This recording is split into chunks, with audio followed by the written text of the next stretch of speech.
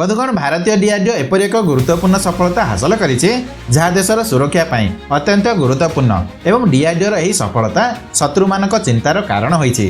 प्रकृत में डीआरडीओ प्रथम थर पर long land attack cruise missile सफलता सहित परीक्षा करिछि जहाँ चीन और पाकिस्तान अनेक संवेदनशील मिलिटारी बेस यार रेंज मध्य आसी जाउछि एवं long range land attack cruise missile अर्थ हेउछि जो मिसाइल 1000 किलोमीटर अधिक दूर थिबा निजर टार्गेट को आखि पिछुड़ाके नष्ट करिपारे एवं यही मिसाइल 1000 किलोमीटर अधिक दूरत्व में गति करुथिबा जेकोसी युद्ध जहाज विमान ड्रोन को नष्ट करी तले पकाई पारे एवं वर्तमान डीआरडीओ यही मिसाइल ओडिशार चांदीबाली ठारे सफलता सहित परीक्षा करिछि जार नाम हेउछि long range land attack cruise missile LACM एवं यही long range land attack cruise missile एक मिशन मोड भाव डिजाइन करा जायछि।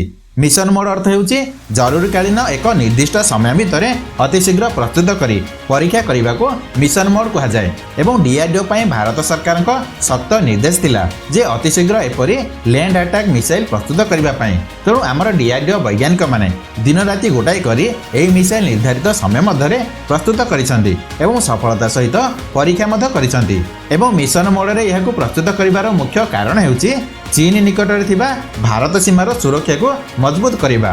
चीन एपरी अनेक मिलिटारी बेस रही जहाँ भारतीय सीमाठार बहु दूर रही जहाँ वर्तमान ब्रह्मोस मिसाइल सेठी पहुंची पारिबो नाही।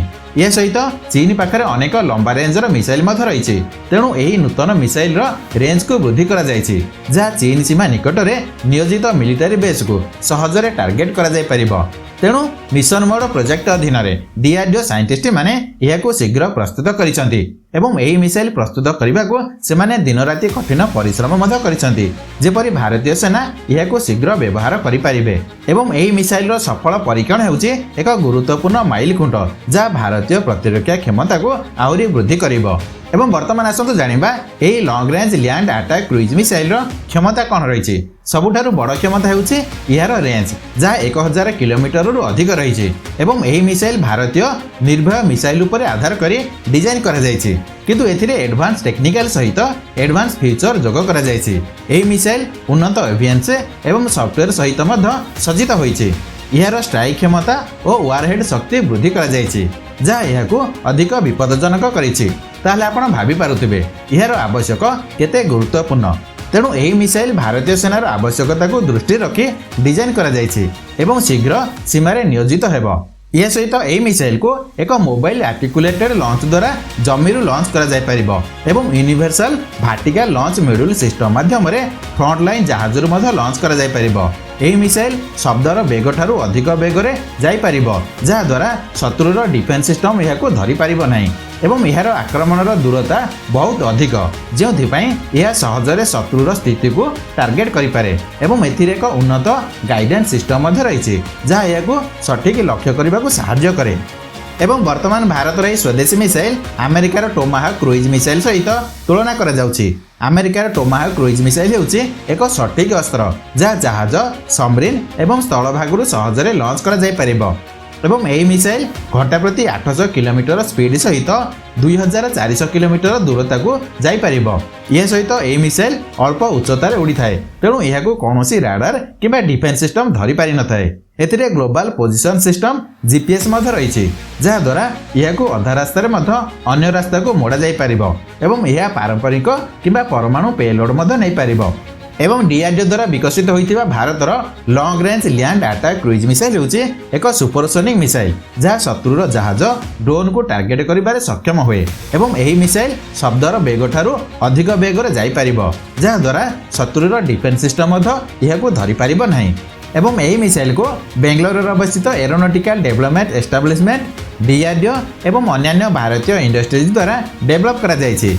यह सहित हैदराबाद अवस्थित भारत डायनामिक लिमिटेड यही प्रोजेक्ट सहित अंतर्भुक्त होइछि एवं यही मिसाइल परीक्षण सहित भारत पुणी थरे निजर प्रतिरक्षा क्षमता को प्रमाणित करिछि। भारत वर्तमान पाकिस्तान परी पड़ोशी देश मानकु चेतावनी देउछि जे जदि भारतर सुरक्षा प्रति कौनसी विपद आसे तेबे ताहार उत्तर देबाकू भारत संपूर्ण प्रस्तुत अछि एवं यही सफल परीक्षण केवल मिसाइल सफलता नुहे बरं आत्मनिर्भरशील भारत पई एक बड़ पदक्षेप।